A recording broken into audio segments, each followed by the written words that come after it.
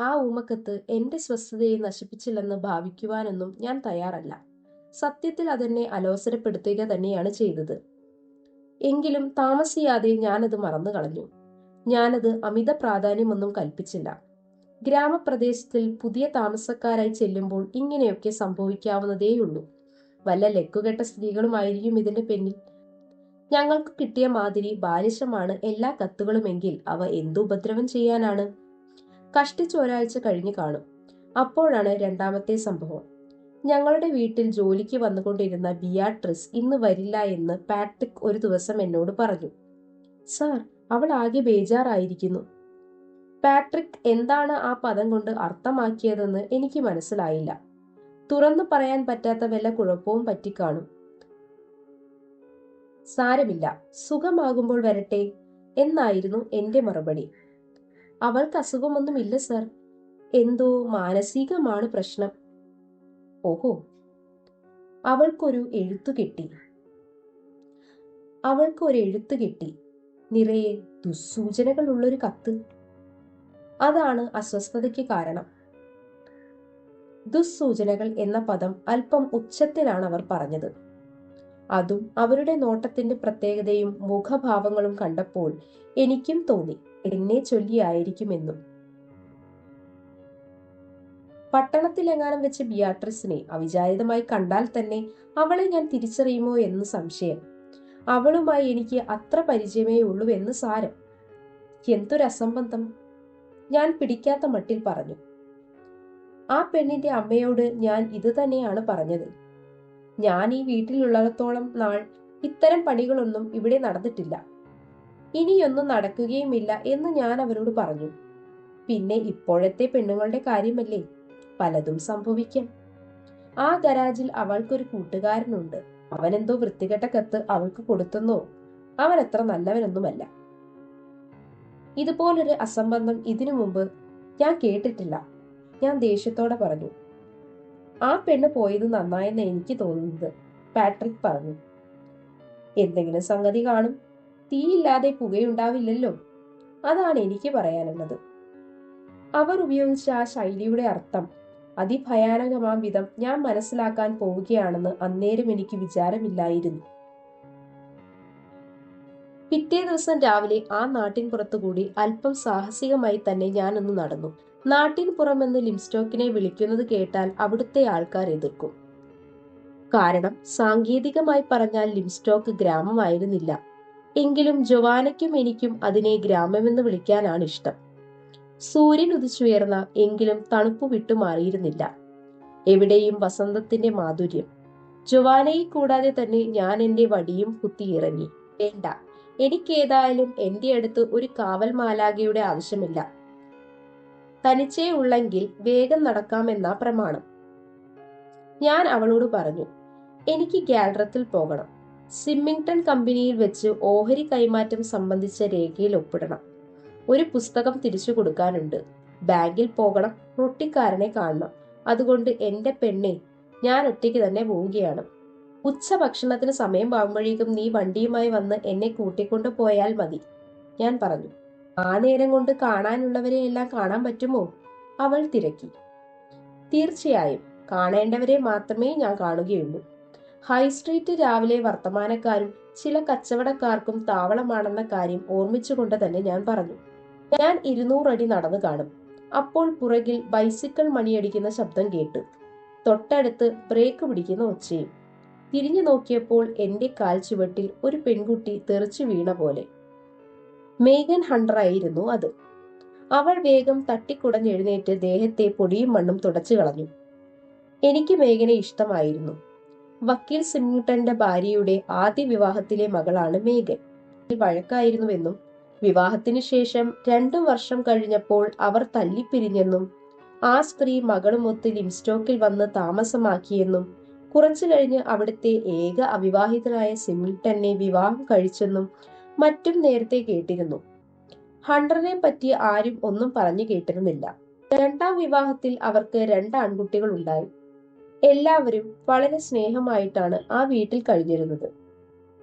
എപ്പോഴും തന്റെ അനാരോഗ്യത്തെ പറ്റിയും വേലക്കാരെ കുറിച്ചും മാത്രം സംസാരിച്ചിരുന്ന സ്ത്രീയായിരുന്നു മിസ്സിസ് സിമ്മിങ്ടൺ.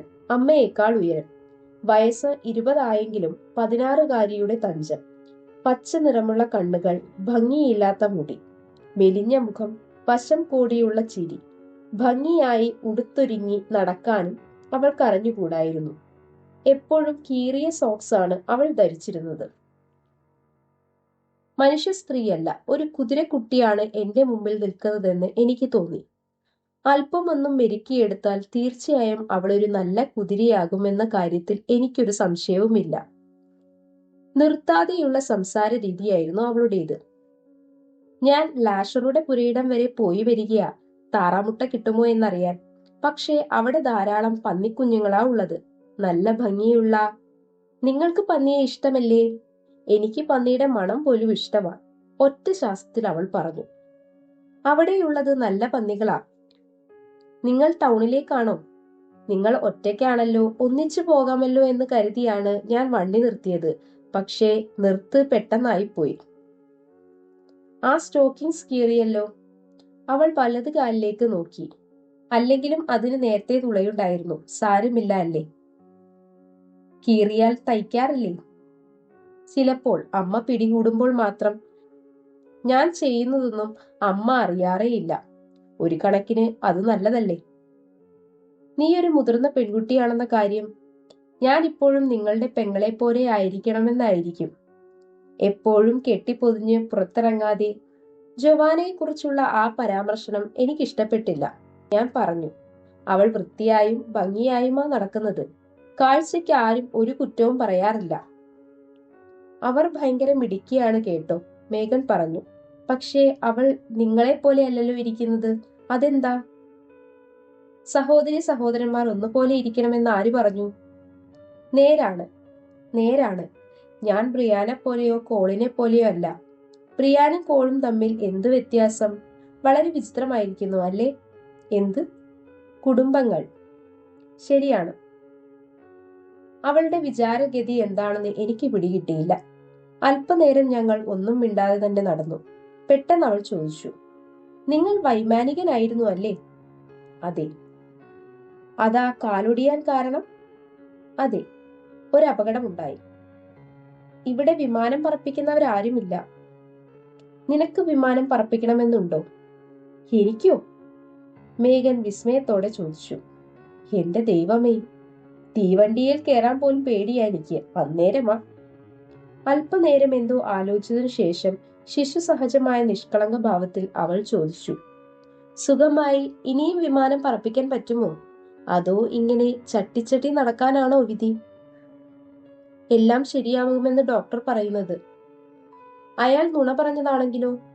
ഏയ്, അയാൾ കള്ളം പറയുകയില്ല, എനിക്കറിയാം. അയാളെ എനിക്ക് വിശ്വാസമാണ്. എങ്കിൽ ശരി. പക്ഷേ നുണ പറയുന്ന ധാരാളം പേരുണ്ട്. അവളുടെ ആർജവ പ്രകൃതിയും മുഖം നോക്കാതെ കാര്യം പറയുന്ന രീതിയും എനിക്കിഷ്ടപ്പെട്ടു. എന്നും മുടന്തനായിരിക്കണമെന്ന ചിന്ത സാധാരണ ആളുകളെ ദേഷ്യം പിടിപ്പിക്കാറുണ്ട്. നിങ്ങൾ അങ്ങനെയല്ലല്ലോ. സന്തോഷം, അവൾ തത്വചിന്തകയുടെ രീതിയിൽ പറഞ്ഞു. ജന്മനാ മുടന്തുള്ളവർ ആണെങ്കിൽ ഒന്നും സാരമില്ല. നിങ്ങളുടേത് അപകടം മൂലമുണ്ടായതല്ലേ? എനിക്കൊരു ദേഷ്യവുമില്ല, ഞാൻ പിടിക്കാത്ത മട്ടിൽ പറഞ്ഞു. പക്ഷേ ഞാൻ പറഞ്ഞത് ഇഷ്ടപ്പെട്ടില്ലെന്ന് തോന്നുന്നു. അത് കാലൊന്ന് സുഖമായി കിട്ടാൻ തിടുക്കമുള്ളത് കൊണ്ടാണ്. പക്ഷേ തിടുക്കം കൂട്ടിയാൽ നടക്കുന്ന കാര്യവുമില്ലല്ലോ. പിന്നെ എന്താ ഒരു തിരക്ക്? ഞാൻ ചിരിച്ചുപോയി അത് കേട്ടപ്പോൾ. എന്റെ കൊച്ചേ, നിനക്കുമില്ലേ ചില കാര്യങ്ങളിലൊക്കെ ധൃതി? അവൾ ആലോചനാപൂർവം പറഞ്ഞു. ഇല്ല, ഞാൻ എന്തിന് ധൃതി കൂട്ടണം? ധൃതി വെച്ചുകൊണ്ട് ഒരു കാര്യവുമില്ല, ഒന്നും നടക്കുകയുമില്ല. ആ മറുപടിയിൽ ദുഃഖഭാവം നിറഞ്ഞു നിൽക്കുന്നതായി എനിക്ക് തോന്നി. നീ ഇവിടെ ഇപ്പോൾ എന്ത് ചെയ്യാൻ പോവുകയാ? ഞാൻ അവളോട് ചോദിച്ചു. ഓ, പ്രത്യേകിച്ച് എന്ത് ചെയ്യാൻ? നിനക്ക് ഹോബികളൊന്നുമില്ലേ? ഇഷ്ടപ്പെട്ട കളികളോ ഇഷ്ടപ്പെട്ട കൂട്ടുകാരോ? ഏതു കളിയിലും ഞാൻ തോൽക്കും. എനിക്കതൊന്നും ഇഷ്ടവുമില്ല. പിന്നെ കൂട്ടുകാര്, ഇവിടെ അധികം പെൺകുട്ടികളൊന്നുമില്ല. ഉള്ളതിനെയൊന്നും എനിക്കിഷ്ടവുമല്ല. എന്നെ ഇഷ്ടമില്ല എന്നാ അവർ പറയുന്നത്. എന്തൊരസംബന്ധം? ആട്ടെ, നീ സ്കൂളിൽ പോകുന്നില്ലേ? 1 കൊല്ലം മുമ്പ് വരെ പോയിരുന്നു. സ്കൂൾ ജീവിതം ഇഷ്ടമില്ലെന്നോ? മോശമല്ലായിരുന്നു. വളരെ നിസ്സാര മട്ടിലായിരുന്നു അവിടുത്തെ പഠിപ്പിക്കൽ. എന്നുവെച്ചാൽ അല്പം കുറേശ്ശെ കുറേശ്ശെ. സ്കൂളും മോശം, ടീച്ചറും മോശം.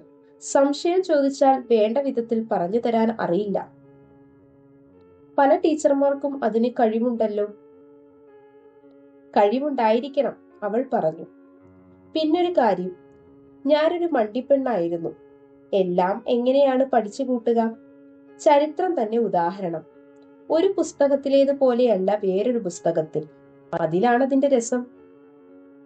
പിന്നെ വ്യാകരണം, രചന, ഷെല്ലി എഴുതി വെച്ച അസംബന്ധങ്ങൾ, വാനമ്പാടിയെപ്പറ്റി ഇത്രയധികം പറയാനുണ്ടോ? ഏതോ മഞ്ഞപ്പൂക്കളെ പറ്റിയല്ലേ വേർഡ്സ്വർത്തിന്റെ കവിത? അതേക്കുറിച്ച് ഇത്ര വളരെ വലതും എഴുതാനുണ്ടോ? പിന്നെ ഷേക്സ്പിയറിന് എന്തു പറ്റി? എനിക്ക് താല്പര്യമായി. ഒരു കാര്യം പറയാൻ ഇത്ര വളച്ചു കെട്ടണോ? തന്മൂലം എന്താണ് അദ്ദേഹം ഉദ്ദേശിച്ചതെന്ന് മനസ്സിലാകുകയില്ല. എന്നാലും എനിക്ക് അദ്ദേഹത്തിന്റെ ചില കൃതികൾ ഇഷ്ടമാണ് കേട്ടോ.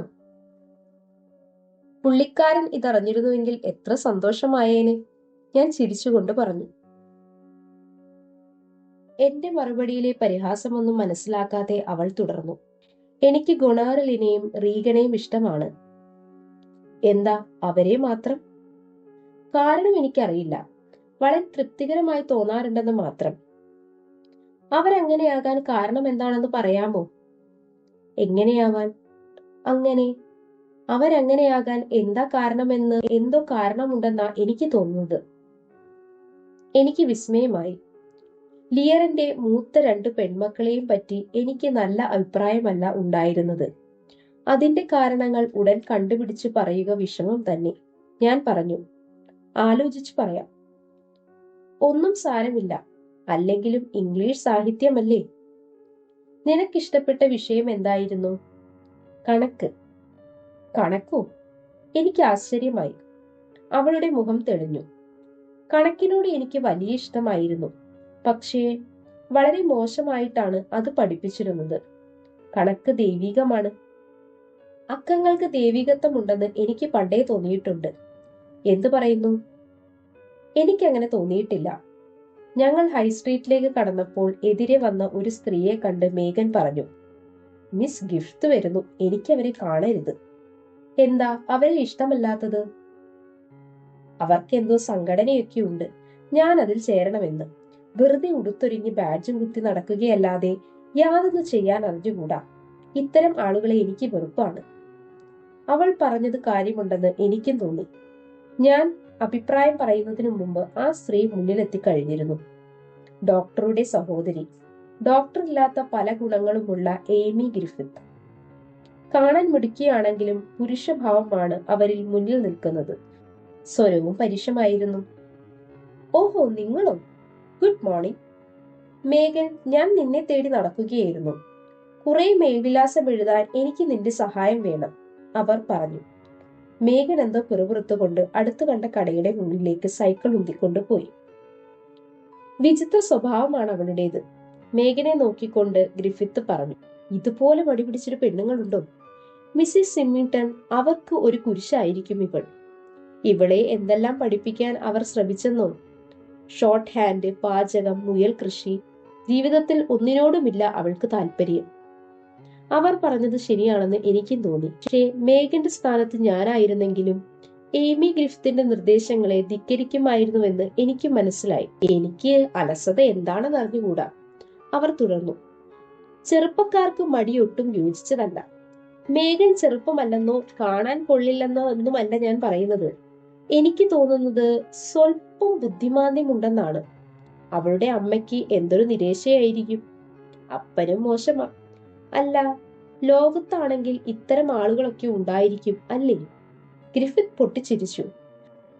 നമ്മളെല്ലാം ഒന്നുപോലെ ഒരേ മാതൃകയിലാക്കാൻ പറ്റുമോ? പക്ഷേ ജീവിതത്തിൽ നിന്ന് നേടേണ്ടത് നേടാൻ കഴിവില്ലാതെ നടക്കുന്ന ചിലരുണ്ട്. എനിക്കവരെ ഇഷ്ടമല്ല. ഞാൻ ജീവിതം ആസ്വദിക്കുന്നു. എല്ലാവരും ജീവിതം ആസ്വദിക്കണമെന്നാണ് എന്റെ അഭിപ്രായം.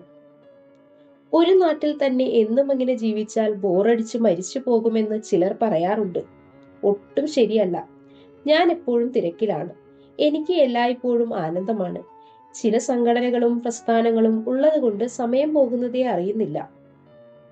ആങ്ങളയുടെ കാര്യം പോലും നോക്കാൻ നേരം കിട്ടുന്നില്ലതാണ് സത്യം.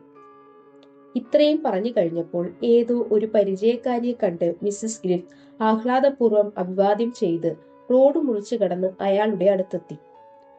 തരമായല്ലോ എന്ന് കരുതി ഞാൻ ബാങ്കിലേക്ക് നടക്കുകയും ചെയ്തു. നേരാണ്, എപ്പോഴും തിരക്കും ബഹളത്തിലുമേ ഞാൻ മിസ്സിസ് ഗ്രിഫ്റ്റിനെ കണ്ടിട്ടുള്ളൂ.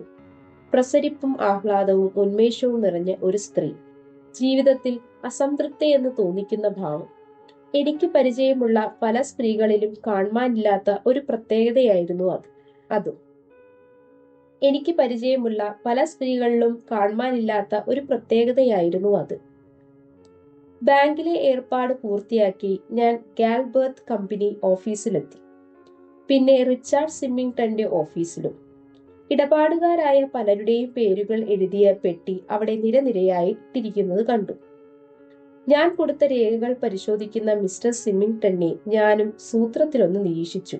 പുറത്തേക്ക് ഉന്തി നിൽക്കുന്ന ഖണ്ഡമുഴയോട് കൂടിയ നീണ്ട കഴുത്ത്, വിളറിയ മുഖം, നീണ്ടു മെലിഞ്ഞ മൂക്ക്, ഒറ്റ നോട്ടത്തിൽ കാരുണ്യവാനായ ഒരു ഭർത്താവും പിതാവുമാണെന്നും ആരെയും ദേഷ്യം പിടിപ്പിക്കാത്ത മനുഷ്യനാണെന്നും എനിക്ക് തോന്നി.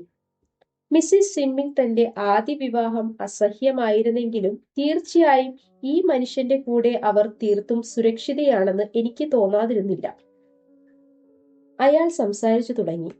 വ്യക്തമായും സാവധാനമായുമുള്ള ബുദ്ധിപൂർവമായ സംസാര രീതി. പറയാനുള്ള കാര്യങ്ങൾ പറഞ്ഞു തീർത്ത് എഴുന്നേറ്റപ്പോൾ ഒരു ലോഹ്യം പറയുന്ന മാതിരി ഞാൻ പറഞ്ഞു, ഞാനിന്ന് നിങ്ങളുടെ മോളുമൊത്ത് ഇങ്ങോട്ട് പോന്നത്. ആരാണീ മോൾ എന്ന് മനസ്സിലാക്കാത്ത പോലെ അയാൾ ഒരു നിമിഷം എന്നെ നോക്കി. പിന്നെ മന്ദഹസിച്ചു. ഓ, മേഘൻ. അവൾ പിന്നെ സ്കൂൾ പഠിത്തമൊക്കെ കഴിഞ്ഞ് വീട്ടിൽ വന്നിട്ട് കുറെ നാളായി. അവൾക്ക് എന്തെങ്കിലും ഒരു പണി ഉണ്ടാക്കി കൊടുക്കണമെന്നുള്ള ആലോചനയിലാണ് ഞങ്ങൾ. പക്ഷേ അവൾ ഇപ്പോഴും ചെറുപ്പം. പ്രായത്തിനു തക്ക പക്വത വന്നിട്ടുമില്ല. അതാണ് എല്ലാവരും പറയുന്നത്. പുറത്തേക്ക് നടക്കുമ്പോൾ മറ്റൊരു മുറിയിൽ പ്രായം ചെന്ന ഒരാൾ ധൃതിയിൽ എന്തോ എഴുതുന്നത് കണ്ടു. മധ്യവയസ്കയായ ഒരു സ്ത്രീ അതിവേഗം എന്തോ ടൈപ്പ് ചെയ്യുന്നതും. ഇതാണ് മിസ് ഗ്രിഞ്ച് എങ്കിൽ ഇവളും ഇവളുടെ ബോസും തമ്മിൽ എന്തെങ്കിലും ഹൃദയബന്ധങ്ങൾ വളരെ ക്ലേശകരമെന്ന ഓവൻ ഗ്രിഫിത്തിന്റെ അഭിപ്രായം ശരിയാണെന്ന് എനിക്ക് തോന്നാതിരുന്നില്ല. ബേക്കറിയിൽ ചെന്ന് തലേ ദിവസം വാങ്ങിയ റൊട്ടി ചീത്തയായിരുന്നു എന്നതിനെ കുറിച്ച് പരാതിപ്പെട്ടയുടൻ കടയുടമ പതിവുള്ള ആശ്ചര്യപ്രകടനത്തോടെ പുതിയൊരു റൊട്ടിപ്പൊതി എന്റെ കയ്യിൽ വെച്ചു തന്നു. എന്നിട്ട് പറഞ്ഞു, ഇതാ ബോർമയിൽ നിന്ന് ഇങ്ങെടുത്തതേയുള്ളൂ, ചൂടാറിയിട്ടില്ല. എനിക്കതൊട്ടും വിശ്വാസമായില്ല. ജോവാന കാറുമായി വന്നിട്ടുണ്ടോ എന്ന് ഞാൻ നോക്കി. റൊട്ടിപ്പൊതിയുമായി ഇനിയും നടന്ന് ബുദ്ധിമുട്ടാനുള്ള കാര്യം. പക്ഷേ എങ്ങും അവളുടെ പൊടി പോലും കാണുന്നുണ്ടായിരുന്നില്ല. അങ്ങനെ നിന്നപ്പോൾ അത്യാശ്ചര്യപൂർവമായ അവിശ്വസനീയമായ ഒരു കാഴ്ച ഞാൻ കണ്ടു. എന്റെ അടുത്തേക്ക് നടപ്പാതയിൽ ഒരു ദേവത ഒഴുകി വരുന്നു. ദേവത എന്നല്ലാതെ മറ്റൊരു പദം ഞാൻ ഉപയോഗിക്കുക. സുന്ദരവും സ്വർണമുടിയുള്ള സുഗമമായ ഒരു രൂപം, നല്ല ഉയരം, അസാധാരണമായ രൂപഭംഗി, ഒത്തയാളിന്റെ ഉയരമുള്ള യുവതി. അതെ, ഒരു ദേവതയെ പോലെയാണവൾ എന്റെ സമീപത്തേക്ക് എഴുന്നള്ളിയത്. ഞാൻ വിസ്മയത്തോടെ സ്തബ്ധനായി അവളെ നോക്കി നിന്നു. കയ്യിൽ നിന്ന റൊട്ടിപ്പൊതി ഊർന്നു വീണത് ഞാൻ അറിഞ്ഞില്ല. കൂടെ എന്റെ ഊന്നുവടിയും തെന്നിത്തെറിച്ചു. പിന്നെ പറയുന്നുണ്ടോ, കൂടെ ഞാനും. പക്ഷേ ഞാൻ വീഴാൻ ആ ദേവത സമ്മതിച്ചില്ല. അവൾ എന്നെ ചാടിപ്പിടിച്ചു. അവളുടെ ബലിഷ്ഠമായ കരങ്ങളിൽ ഞാൻ അഭയം കണ്ടു. നന്ദി, ഞാൻ വളരെ ഖേദിക്കുന്നു, ഞാൻ വിക്കി വിക്കി പറഞ്ഞു. അവൾ എന്റെ വടിയും റൊട്ടിപ്പൊതിയും എടുത്തു തന്നു. പിന്നെ എന്നെ നോക്കി ഹൃദ്യമായി പുഞ്ചിരിച്ചുകൊണ്ട് പറഞ്ഞു, അതൊന്നും സാരമില്ല, ഒരു കുഴപ്പവും ഉണ്ടായില്ലല്ലോ. തികച്ചും അസാധാരണമായ അവളുടെ ശബ്ദം. അത് കേട്ടതോടെ അവളെ ചുറ്റിയുണ്ടായിരുന്ന മാന്ത്രിക വലയിൽ നിന്ന് എളുപ്പം പുറത്തു കടക്കാൻ എനിക്ക് കഴിഞ്ഞു. പിന്നെ ഞാൻ നോക്കിയപ്പോൾ കണ്ടത് നല്ല ആരോഗ്യമുള്ള ഒരു പെൺകുട്ടി എന്റെ മുന്നിൽ നിൽക്കുന്നതാണ്. ഒരു ദേവതയും എനിക്കവിടെ കാണാൻ കഴിഞ്ഞില്ല. ട്രോയിലെ ഹെലൻ രാജകുമാരിക്കും ദൈവങ്ങൾക്ക് ഭംഗിയുള്ള ഉച്ചാരണശേഷി നൽകിയിരുന്നുവെങ്കിൽ എന്താവുമായിരുന്നുവെന്ന് ഒരു നിമിഷം ഞാൻ ആലോചിച്ചു നിന്നു. ഒരു പെൺകിടാവിന് നമ്മുടെ ഹൃദയത്തെ അവളുടെ മൗനം കൊണ്ട് എത്രമാത്രം അസ്വസ്ഥമാക്കാൻ കഴിയുമെന്നും, വായി തുറന്ന് അവൾ എന്തെങ്കിലും രണ്ടു വാക്ക് പറയുന്നതോടെ അതുവരെ അവൾ ചമച്ചിരുന്ന ആ മനോഹര അന്തരീക്ഷം എത്ര വേഗം അപ്രത്യക്ഷമാകുമെന്നും ഞാൻ ചിന്തിച്ചു പോയി. ആരും നേരെ നോക്കാൻ മടിക്കുന്ന ഒരു പെണ്ണ് വായ തുറക്കുകയും അതോടെ അവളുടെ സ്വരത്തിലെ മാസ്മരീകതയിൽ അവൾ ആധുനിക ക്ലിയോപാട്രയായി നമ്മുടെ മുന്നിൽ വന്ന് വിലസുകയും അങ്ങനെയും സംഭവിക്കാറുണ്ട്. ജോവാന വന്നത് ഞാൻ അറിഞ്ഞില്ല. എന്തോർത്തു നിൽക്കുകയാണ് എന്ന് അവൾ എന്നോട് ചോദിച്ചു. ഹെലനെയും ക്ലിയോപാട്രയെയും ഓർത്തു നിൽക്കുകയായിരുന്നു എന്നായിരുന്നു എന്റെ മറുപടി. അവരെ ഓർക്കാൻ പറ്റിയ സ്ഥലം തന്നെ. റൊട്ടിപ്പൊതി നെഞ്ചത്തമർത്തി വായും തുറന്നു നിൽക്കുന്നത് കണ്ടതുകൊണ്ട് ചോദിച്ചതാ, അവൾ കളിയാക്കി. നേരാ, ഞാൻ പെട്ടെന്ന് ട്രോയിൽ പോയി വന്ന പോലൊരു തോന്നൽ. ആ സ്ത്രീയെ ചൂണ്ടിക്കാട്ടിക്കൊണ്ട് ഞാൻ അവളോട് ചോദിച്ചു, ആ പോകുന്നയാളിനെ നീ അറിയുമോ? സൂക്ഷിച്ചു നോക്കിയിട്ട് അവൾ പറഞ്ഞു, അത് സ്വിമ്മിംഗ് ടണ്ണിന്റെ നഴ്സറി ടീച്ചർ അല്ലേ? അവളാണോ ജെറിയെ കുഴപ്പത്തിലാക്കിയത്? അതും കൊള്ളാം. കാണാൻ നല്ലൊരു കുട്ടിയാണ്. എളുപ്പമൊന്നും ആരുടെയും വലയിൽ വീഴുകയില്ല. എനിക്കറിയാം, മിടുക്കി പെണ്ണ്. ആഫ്രഡൈറ്റിസ് ആണെന്ന് ഞാൻ വിചാരിച്ചു പോയി. ജോവാന കാറിന്റെ വാതിൽ തുറന്നു. ചില ആളുകളെ കാണാൻ കൊള്ളാം, പക്ഷേ തലയിലൊന്നും ഉണ്ടായിരിക്കുകയില്ല. എന്നാൽ ഇവൾ അങ്ങനെയല്ലെന്ന് തോന്നുന്നു. നഴ്സറി ടീച്ചർ ആണെങ്കിൽ നീ പറഞ്ഞത് ശരി തന്നെ.